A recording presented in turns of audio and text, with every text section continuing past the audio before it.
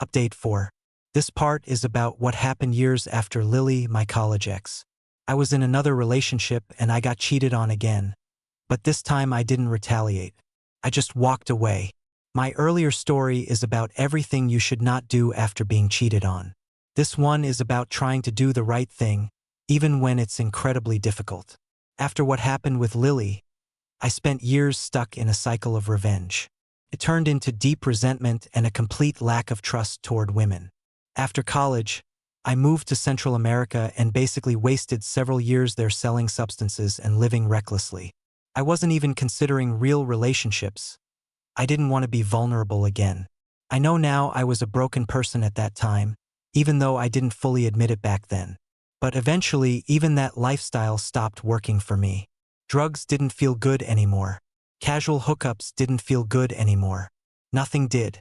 I realized I was just exhausted. Mentally, emotionally, everything felt empty. So I quit everything and moved back to the United States. I called an old friend and stayed with him while I tried to rebuild my life. I decided to get clean, start over, and stop letting one betrayal from the past destroy my entire future. It wasn't easy, but I was ready to try. After a couple of months, I started going on normal dates again. Slowly, I began opening up. I felt like maybe I could trust someone again. That's when I met Kate. I met her through a dating app. She was 25, I was 23. I fell for her hard. She had deep red hair. Not the bright kind, but a darker burgundy shade. She had a 3-year-old son who, strangely enough, reminded me a bit of myself. Kate had just come out of a very abusive marriage. Her story was eerily similar to mine: trauma, addiction struggles, rebuilding from rock bottom. She was trying to start over just like I was. We connected easily, almost effortlessly. We understood each other without needing to explain much. We both carried trauma, both had trust issues, but we gave each other space and honesty. No pressure, no expectations. She even once told me, "It feels like I'm dating a male version of myself." And she meant it in a good way. Her son and I bonded too. He started calling me Dad, since he didn't really remember his biological father. I became the only stable male figure in his life. I still remember the day I taught him how to pee outside against a tree, and weirdly enough, that moment hit me. It felt like something permanent had formed between us. I got a job at a finance firm. Kate worked nights at a club. We were doing well.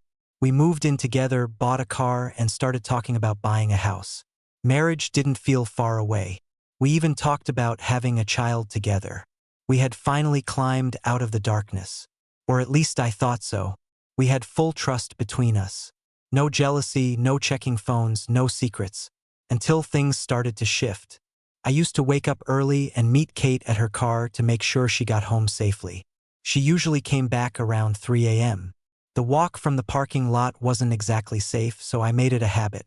Her club normally closed at 2 a.m., but recently she started saying it stayed open until 4 most nights. One morning she texted me saying she'd be late because she was giving a friend a ride. She sent it just minutes before she was supposed to arrive. Normally, the drive took about 35 minutes, maybe 40 with a stop. But that day she was an hour late. Something felt off. She looked different, not fully herself. I asked her directly if she had taken anything, and she brushed it off immediately, saying her friend's car broke down. For nearly a year, nothing like this had ever happened, so I told myself I was overthinking it. I didn't want to believe anything was wrong. But then it started happening more often. First once a month, then every couple of weeks, and eventually almost every week I noticed she wasn't fully sober some nights. We argued about it. Eventually she admitted she had started using again, just to stay energized during shifts. According to her, it was only occasional. But her late nights became more frequent. 5 a.m., 6 a.m., sometimes even 7 a.m. returns, always with new explanations. Then came a night that followed the same pattern again. She said she was coming home soon, but didn't. The club closed at 4 a.m. She texted at 6 a.m. saying she was on her way. I went out to meet her at 6:30, but she wasn't there. It was snowing. An hour passed. I called. No answer. Texted. Nothing. Finally she replied, I'm almost home. Another hour passed. She finally arrived at 9:30 a.m. I stayed home from work because I couldn't leave her son alone. When she got out of the car, I saw fear in her eyes. She immediately started throwing out excuses. Police stopped her, car trouble, friend breakdown, everything at once.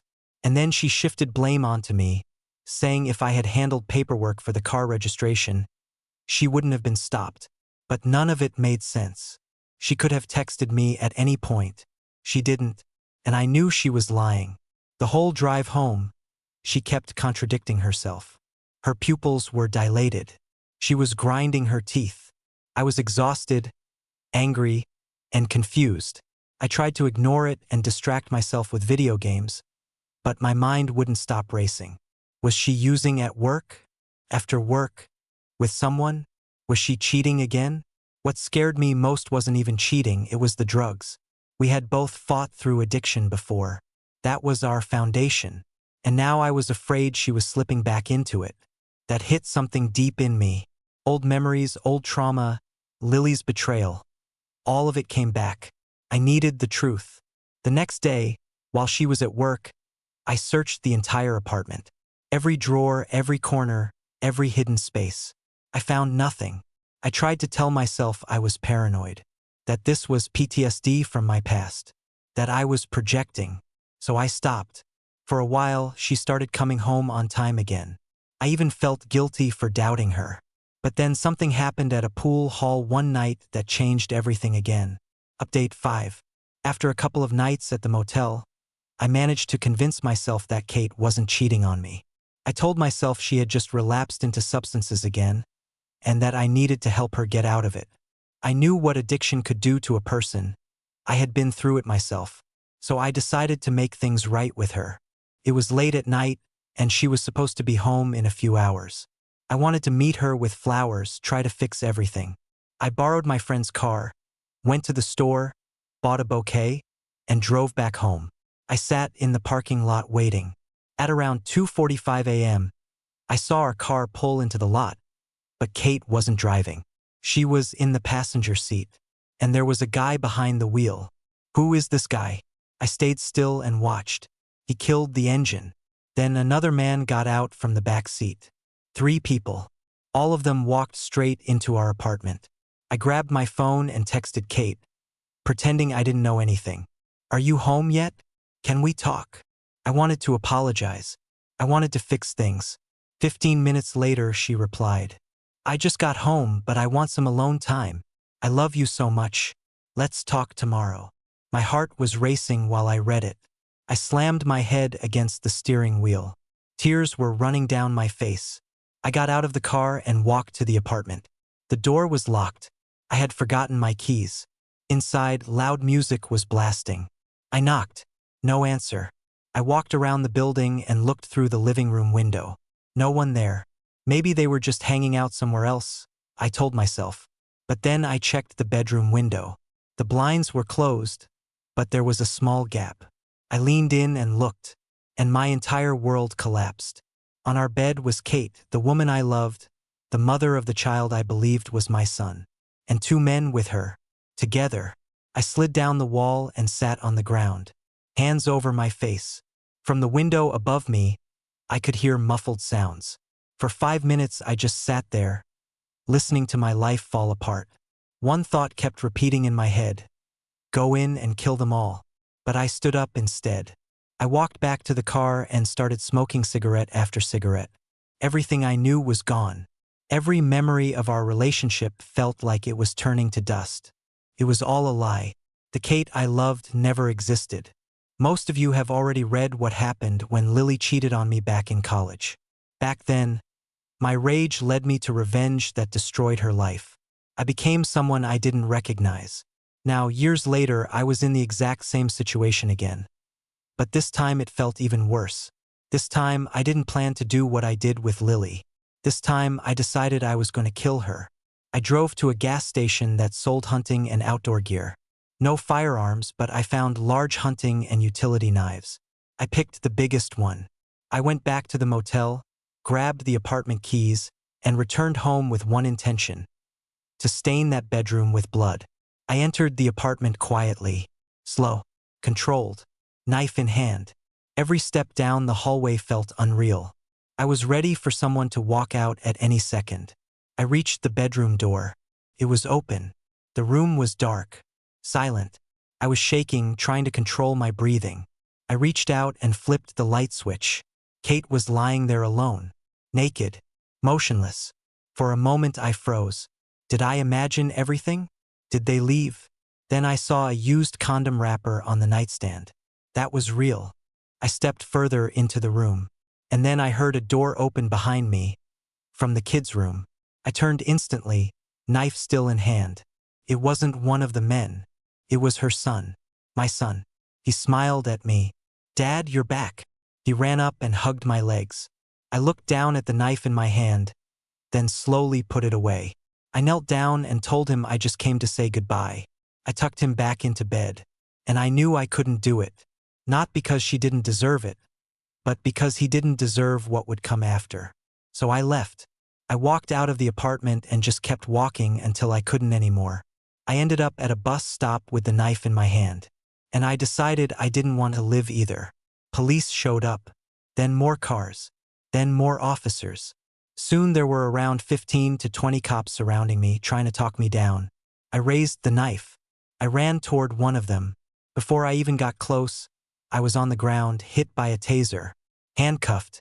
I thought they would shoot me if I charged them. I forgot I was white. I woke up in a police vehicle on the way to the hospital, heavily sedated. Then everything went black. When I woke up again, I was in a psychiatric facility for high-risk offenders. It wasn't like jail, it was worse. No time, no contact, no outside world. I won't go into detail about what I experienced there. It was one of the darkest places of my life. I stayed for about 6 weeks until a lawyer managed to get me out through a legal technicality. When I was released, I took a taxi home. I stopped at a McDonald's near my apartment instead of going inside. I couldn't face that place again. My phone was full of messages and missed calls, from Kate, from others. I had already been fired. My bank accounts were empty. Kate had access to everything. I called her. She sounded relieved, almost happy. She said she had been worried sick and didn't know where I was. I told her I needed answers, and that we should meet at McDonald's without her son. She agreed. When she arrived, she tried to hug me. I stepped back. I told her to sit down. I told her everything I had seen, and she denied it. She said I must have been at the wrong place, seen the wrong people. I told her to stop lying. I told her I was leaving if she didn't tell me the truth. And she broke. She admitted it. Everything. She had been using again. That's why she wasn't driving. That's why those men were there. I stood up. I told her I was done. Not because I believed her, but because I already decided what I needed to do next. Over the next months, I completely fell apart. I became homeless. I moved city to city. I sold substances. I slept wherever I could. I lost almost 30 kilograms. I stopped eating. I stopped sleeping. Eventually, I ended up in the hospital with organ failure and seizures. At 195 centimeters, I weighed about 70 kilograms. Doctors told me I didn't have a psychiatric disorder beyond PTSD, but my addiction was destroying me. After that, I spent a month in the hospital, then 4 months in rehab. I got clean. I started training again. I rebuilt my life from nothing. Today, I've been sober for 5 years. I work as a coach in a gym. I have a stable life. I have a business. I'm married. And I finally understand something I didn't understand back then. The best revenge isn't destruction. It's living well without them. I've spoken to Kate only once since that night at McDonald's. And after everything, I can say this with certainty. The best revenge is simply moving on and building a life you don't need to escape from.